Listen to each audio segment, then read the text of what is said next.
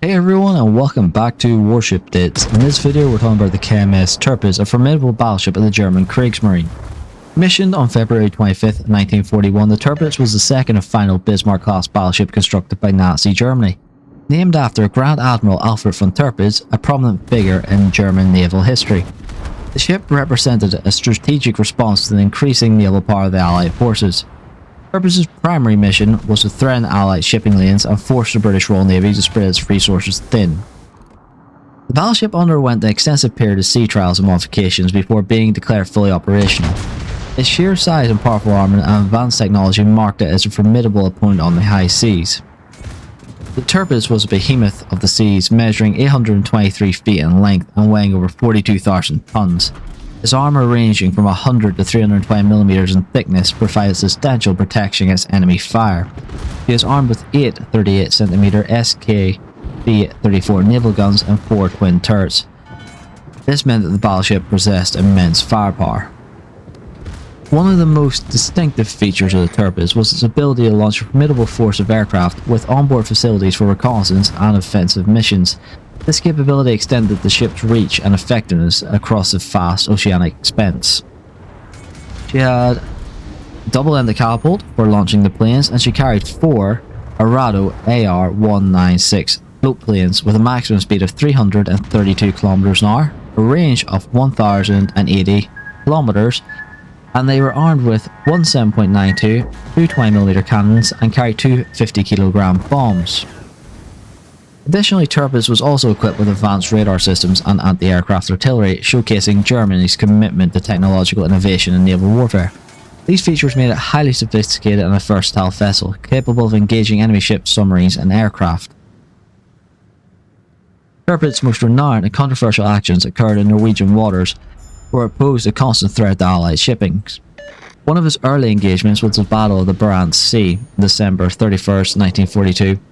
During which the ship played a significant role in attacking the British convoys. Despite the tactical success of the Germans, the battle highlighted the vulnerability of large surface vessels against determined air attacks.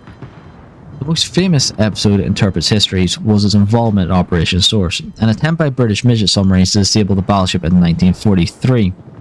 Following the repeated and ineffectual bombing attacks, the failed torpedo attack in October 1942, the British turned to newly designed X-craft midget submarines.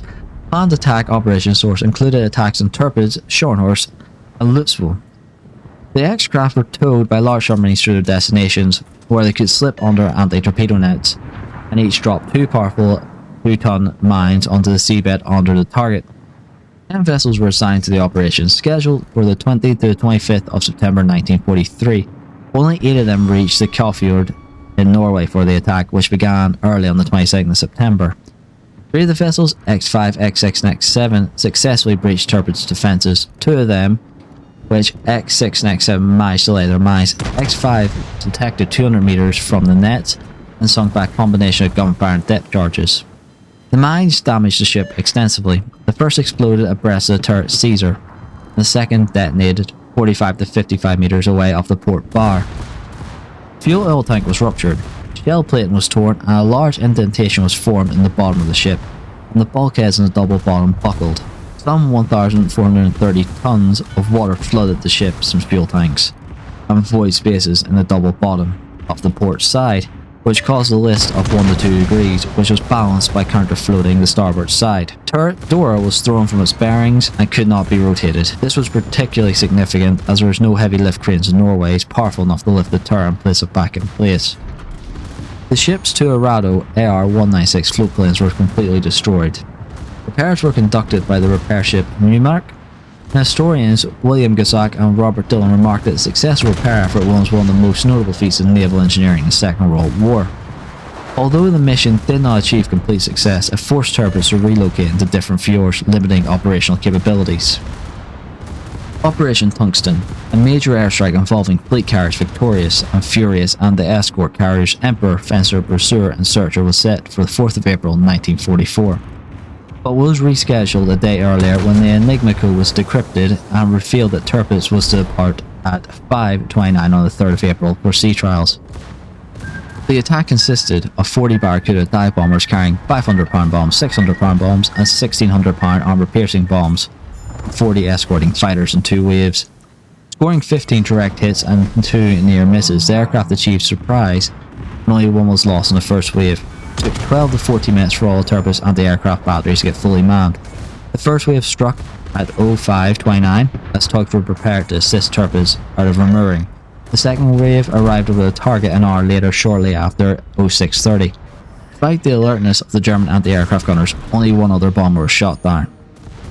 The airstrikes did not penetrate the main armour, but nonetheless caused significant damage to the ship's superstructures and inflicted serious casualties among the crew. William Gazik and Robert Dillon reported the attack killed 122 men and wounded 316 others, while Helbrand, Rohr and Steinmetz reported 132 fatalities and 270 wounded men, including the ship's commanders, Hans Meyer. 2 of the 15cm turrets were destroyed by bombs, and both AR-196 floatplanes were destroyed. Donitz ordered the ship to be repaired regardless of the cost, despite the fact he understood that Tirpitz could no longer be used as surface action because of the insufficient fighter support. Repair work began in early May. Destroyers ferried important equipment and workers from Kiel to Alattafjord over the span of 3 days.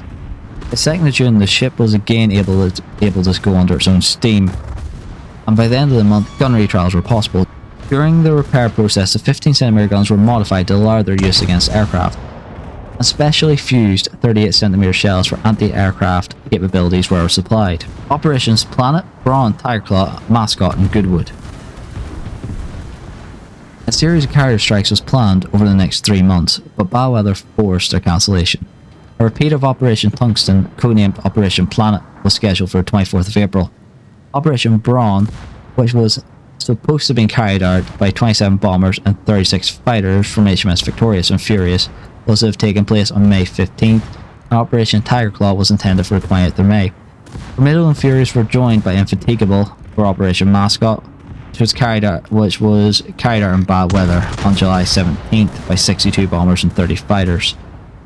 In late August, the weather improved, allowing for Gutwind series attacks. Operation Gutwind 1 and 2 were launched on the 22nd of August. A carrier force consisting of fleet carriers Furious, Infatigable and Formidable and its escort carriers Nahob, Trumpeter, launching in total of 38 bombers and 43 escort fighters between the 2 raids. The attacks failed, however, to inflict any serious damage, and 3 of the aircraft were shot down. Operations Pavan and Oviut. The task of destroying Tirpitz was transferred to Royal Air Force's No. 5 Group.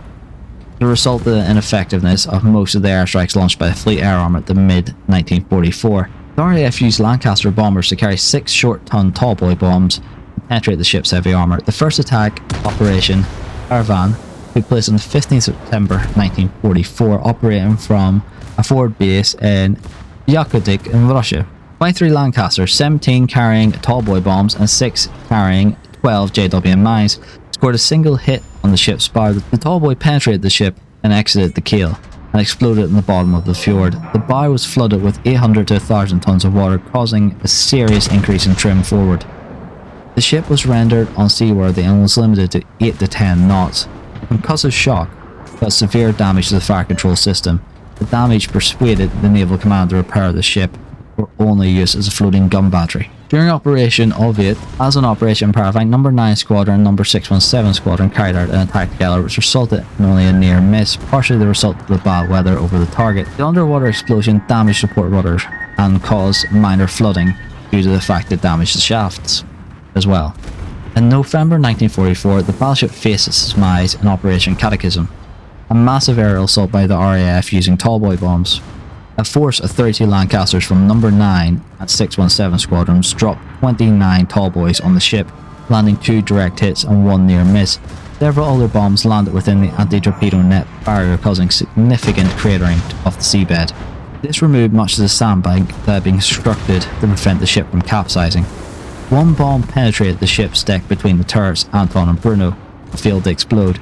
The second hit amidships between the anti-aircraft catapult and the funnel, causing severe damage. A very large hole was blown in the ship's side and bottom. The entire section of the belt abreast of the bomb hit was completely destroyed. The third bomb may have struck the port side turret of Caesar, however it was considered a near miss as it wasn't a direct hit. The amidships hit caused significant flooding and quickly increased the port list to between 15 and 20 degrees. In 10 minutes the list increased from 30 to 40, and the captain issued the order to abandon ship. The list increased to 60 degrees by 0950 and appeared to stabilise temporarily. 8 minutes later, a large explosion rocked turret Caesar. The turret roof and part of the rotating structure were thrown 25 metres into the air, into a group of men swimming to shore, crushing them. Tirpitz rapidly rolled over and buried the superstructure in the seafloor. In the aftermath of the attack, 82 men trapped in the upturned hull were rescued by cutting through the exposed bottom. Figures of the death toll vary from approximately 950 to 1,204. Approximately 200 survivors of the sinking were transferred then to the heavy cruiser Formidable in January 1945. Tirpitz's battle honours, while marked by a lack of major naval confrontations, underscored its strategic impact and its constant threat opposed to Allied operations in the North Atlantic. Its presence forced the Allies to divert significant resources to counter the potential threat and impacted the overall war effort in the area. Some facts about the Tirpitz. Displacement 42,900 tons and 52,600 tons at a full load. It was approximately 823 feet in full length with a beam of 36 metres and a draft of 9.3 metres. It had 12 Wagner water tube boilers. We had 3 gear steam turbines and 3 screw propellers for a maximum speed of 30 knots. She had a range of 8,870 nautical miles and 19 knots, with a complement of 103 officers and 1,962 enlisted.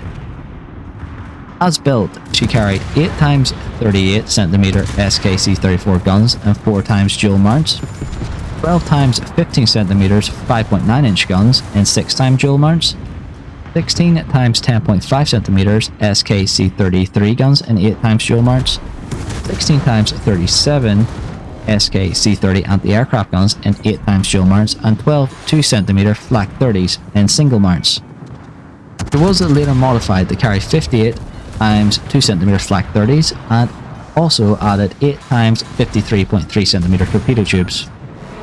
During the war, her crew was increased to 108 officers and 2,500 men. It was powered by 3 Brown and Bovin C geared steam turbines, each driving a screw propeller, which steam was provided by 12 oil-fired Wagner superheater water tube boilers, which developed a total power of 163,023 psi, which is equivalent to 119,903 kilowatts of power. In conclusion, the KMS Tirpitz stands as a testament to the technological achievements and strategic ambitions of Nazi Germany during World War II. Its imposing presence and advanced features and controversial history make it a compelling subject of study in naval warfare. The battleship's legacy is one of both awe-inspiring engineering and the inherent vulnerability of even the mightiest vessels in the face of determined and innovative adversaries. With that, everyone, I would like to thank you for watching and hope you enjoyed this series of Warship Dits, and if you haven't already, please do join us over in Discord, and as well, please do remember new episodes will be releasing every Sunday. Thanks again for watching.